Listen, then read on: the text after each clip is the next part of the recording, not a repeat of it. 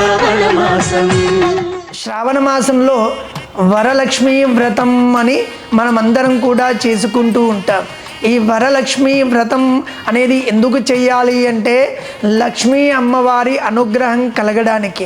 ప్రతి మనిషికి కూడా జీవితంలో మహాలక్ష్మి అనుగ్రహం ఉంటే అన్నీ సాధించవచ్చు అని.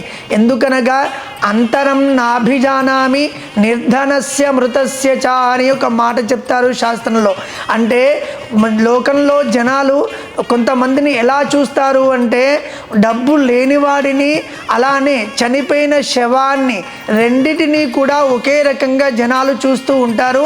ఇది ప్రతి మనిషికి కూడా వాళ్ళ వాళ్ళ జీవితంలో స్వానుభవం అయి ఉండాలి, ఓన్ ఎక్స్పీరియన్స్ అయి ఉండాలి మీకు.